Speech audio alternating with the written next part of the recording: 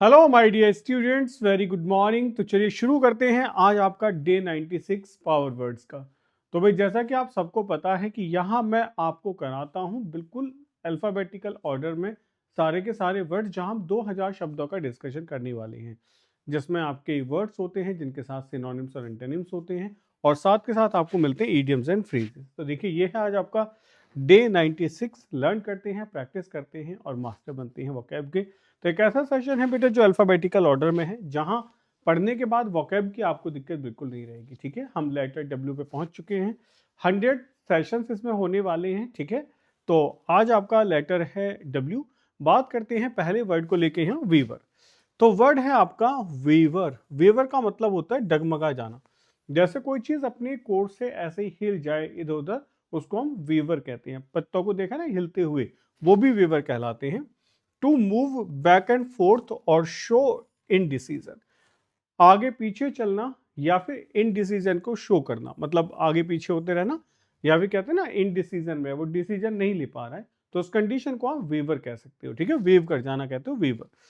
Waiver का मतलब होता है he wavered between accepting the job offer और staying in his current role. वो क्या कर रहा है, बैक एंड फोर्थ कर रहा है, मतलब इनडिसिसिव बना हुआ है। एक्सेप्ट कर ले नए ऑफर को, या जो जॉब है उसमें स्टे करता है, यानी कि उसी जॉब को कंटिन्यू करता रहे, तो इसको आप कहते हो वेव। ठीक है, तो WAVER वेवर मतलब होता है कहीं ना कहीं डगमगाना अपनी चीजों से। अब इसके सिनोनिम्स क्या क्या हो सकते हैं, देखो एक तो आप कह सकते हो हेजिटेट करना होता है।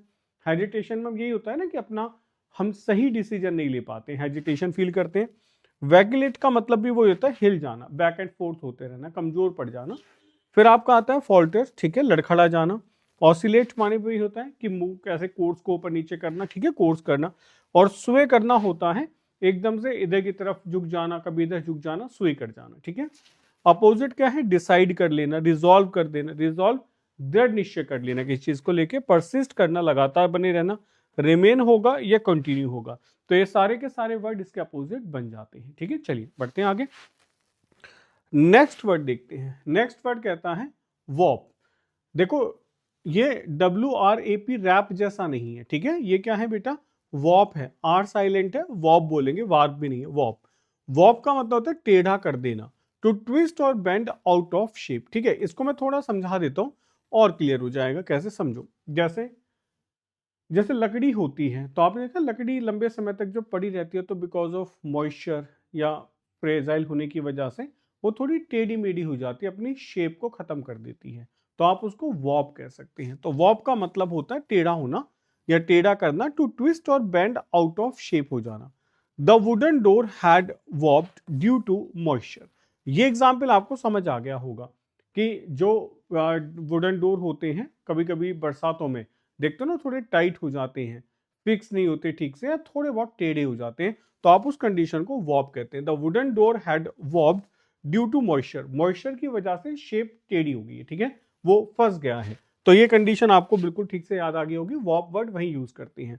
वॉर्प का मतलब होता है ट्विस्ट हो जाना। डिस्टॉर्ट माने तो देखो, डिस्टॉर्ट ट्विस्ट होना नहीं है, डिस्टॉर्ट कर देना, खराब कर देना होता है डिस्टॉर्ट हो जाना। डिफॉर्म हो जाता है, फॉर्म का बदल जाना। बेंड माने मुड़ जाना होगा, कर्व माने झुक जाना होगा। तो ये सारे के सारे वर्ड सेम बनते हैं इसके सिनोनिम। ठीक है, अपोजिट क्या होगा, स्ट्रेथन है, सीधा सीधा है, ठीक है, या फिर फ्लैटन है, चपटा है, लेवल है, अलाइन है, या फिर करेक्ट है। तो ये सारे वर्ड इसके अपोजिट बन जाते हैं। ठीक है, चलिए आगे बढ़ते हैं। नेक्स्ट आइए। नेक्स्ट है हमारा वर्ड विदड्रॉ। विदड्रॉ करना क्या होता है, निकाल लेना। अब ये बैंक से पैसे करते हैं तो विदड्रॉ ही तो करते हैं, एटीएम से पैसे विदड्रॉ करते हो, विदड्रॉ करना निकाल लेना होता है। तो रिमूव और टेक बैक, वापस ले लेना, रिमूव कर देना। टू रिट्रीट, पीछे हट जाना। और पुल अवे फ्रॉम, किसी चीज से वापस खींच लेना, इसको हम विदड्रॉ करना कहते हैं। आप गेम से खुद को विदड्रॉ कर सकते हो, किसी कंपटीशन से विदड्रॉ कर सकते हो, ठीक है, वही विदड्रॉ कहलाता है। तो he decided to withdraw his application from the university. उसने अपनी एप्लीकेशन को यूनिवर्सिटी से विदड्रॉ कर दिया। हो सकता है किसी चीज के लिए अप्लाई किया हो, किसी एडमिशन के लिए अप्लाई किया हो, किसी पोस्ट के लिए अप्लाई किया हो, लेकिन अपनी एप्लीकेशन को विदड्रॉ कर लेता है कि भाई यहां नहीं कंटिन्यू करेंगे। ठीक है, तो ऐसे केसेस में हम किसका यूज करते हैं, विदड्रॉ का यूज करते हैं। ठीक, नेक्स्ट आइए। नेक्स्ट क्या है बच्चों, विदड्रॉ के सिनोनिम क्या क्या है। जैसे हमने कहा, वर्ड होगा रिमूव कर देना, वर्ड होगा बेटा रिट्रैक्ट कर देना।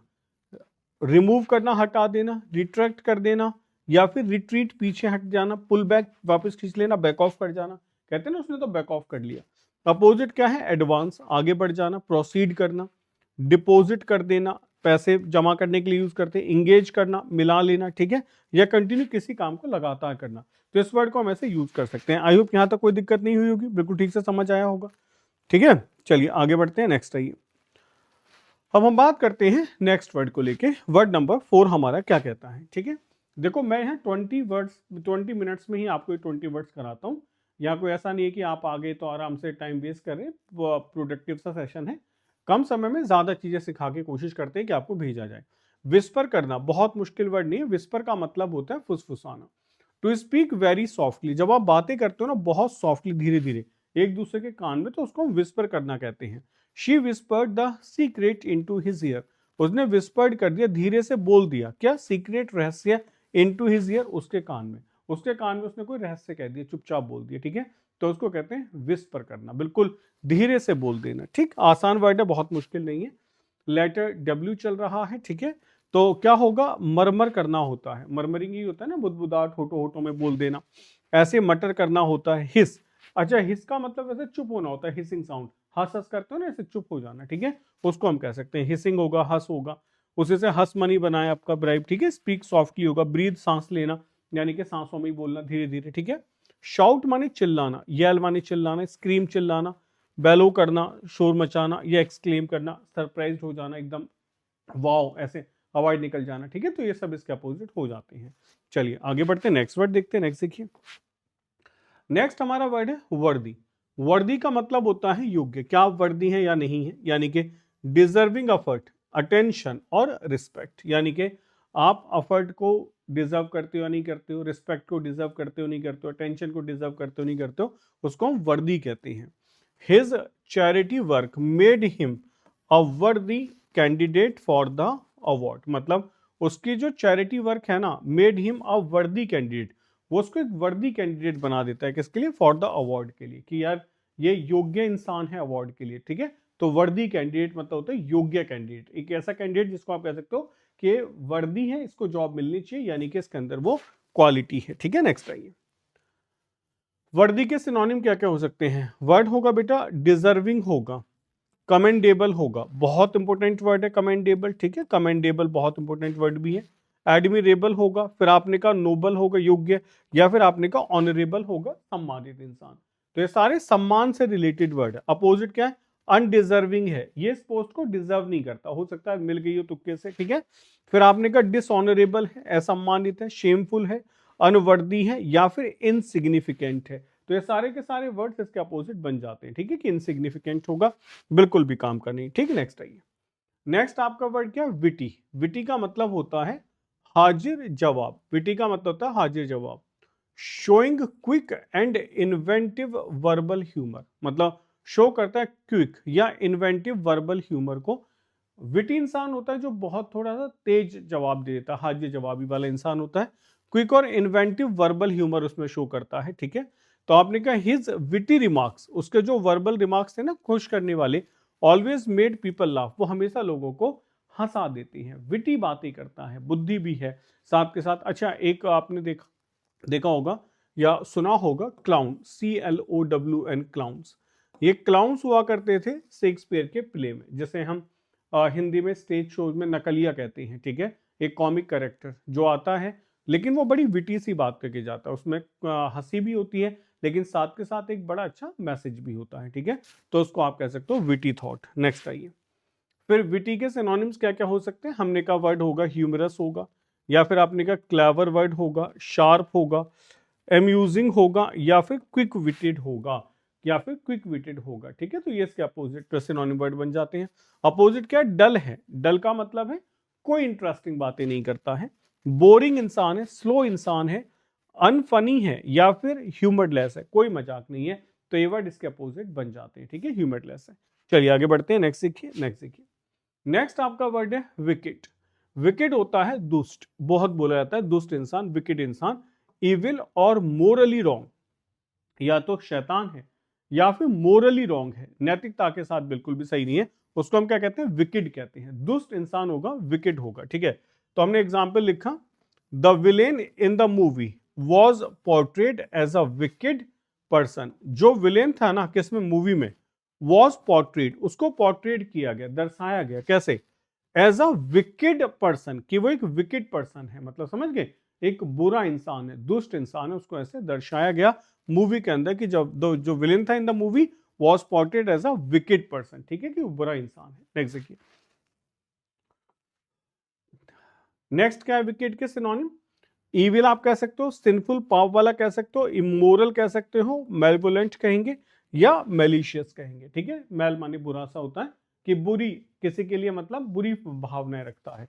अपोजिट क्या है, गुड इंसान है, काइंड इंसान है, वर्चुअस है, मोरल है या बेनिवोलेंट है। ये जो बीईएन वर्ड होता है, बीईएन बैन, ठीक है, ये जो वर्ड होता है बीईएन, ये हमेशा याद रखना, it is for the positive thing, ये अच्छे के लिए यूज किया जाता है बैन, ठीक है। नेक्स्ट आइए, नेक्स्ट हमारा वर्ड है वाइप। वाइप का मतलब क्या होता है, वाइप का मतलब होता है बेटा पहुंचना, जैसे टू क्लीन और ड्राई समथिंग बाई रबिंग, कहते हैं ना कि इस सरफेस को वाइप कर दो, पहुंच दो, साफ कर दो, ठीक है, वाइप करना। तो she wipe the table with a cloth, उसने एक कपड़े से टेबल को साफ कर दिया, ठीक है।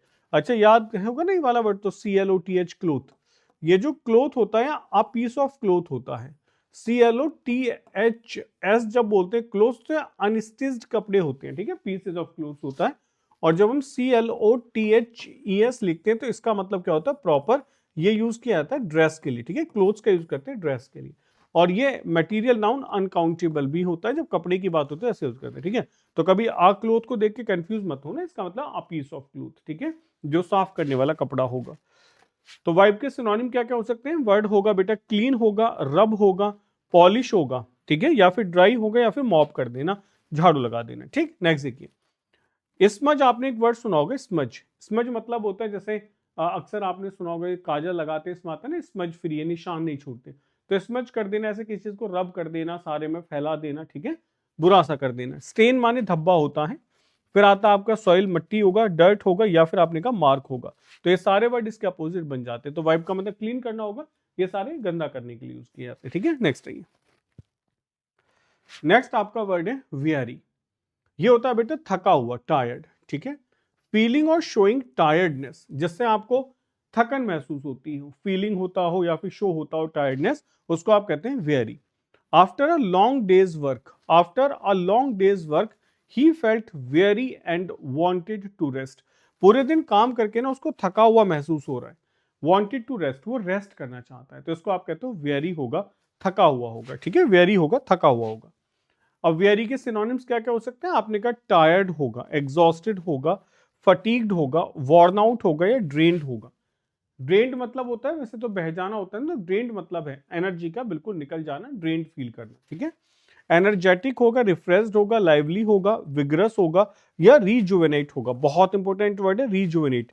इसमें जो JUVE आता है ना जवान, तो इसको ऐसे याद कर लेते हैं कि री जवान हो जाना, एनर्जाइज हो जाना, एनर्जेटिक हो जाना, रिजुवेनेट हो जाना, ठीक है। ऐसे इसको याद किया जा सकता है बड़ी आसानी से।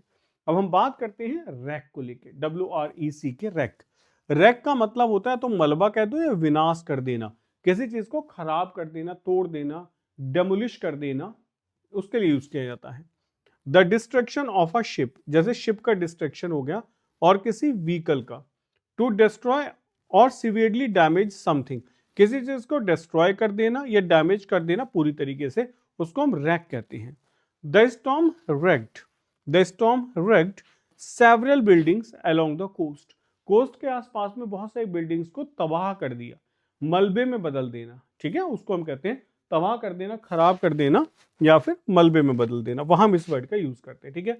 अब सिनोनिम्स क्या क्या हो सकते हैं, देखिए सिनोनिम्स हो सकते हैं, क्या क्या हो सकते हैं, देखिए सिनोनिम होगा रुइन कर देना, डिस्ट्रॉय कर देना, डेमोलिश आपने बोला ही था अभी सुना होगा, शैटर्ड तोड़ देना टुकड़ों में, डिवास्टेट कर देना। अपोजिट क्या, रिपेयर करना, बिल्ड माने बनाना होगा, कंस्ट्रक्ट करना होगा, रिस्टोर कर देना, या मेंड माने सुधार देना होता है, ठीक है, मेंड माने सुधार देना होता है। तो देखो यहां तक हमने किए 10 वर्ड्स, बिल्कुल क्लियर है। अब हम करेंगे 10 मुहावरे, तो यही इस सेशन के अंदर है। 10 वर्ड्स किए जाते हैं विद सिनोनिम्स और एंटोनिम्स, और 10 किए जाते हैं इडियम्स एंड फ्रेजेस, ठीक है। तो चलिए शुरू करते हैं इडियम्स एंड फ्रेजेस, आ जाओ देखते हैं इडियम्स एंड फ्रेजेस। देखिए फेयर वेदर फ्रेंड, अब ये फेयर वेदर फ्रेंड कौन होते हैं इसको समझ लो बेटा। Fair weather friend, fair weather friend आप ऐसे समझ लो जैसे हम कहते हैं ना कि सुख के सब साथी दुख में ना कोई, वो वाले लोग होते हैं। A person who is only your friend during good times, एक ऐसा इंसान जो तुम्हारा फ्रेंड तो होगा लेकिन अच्छे टाइम्स में होगा, ठीक है, उसको हम फेयर वेदर फ्रेंड कहते हैं। He realize that she was just a fair weather friend when she disappear during his tough times, ठीक है।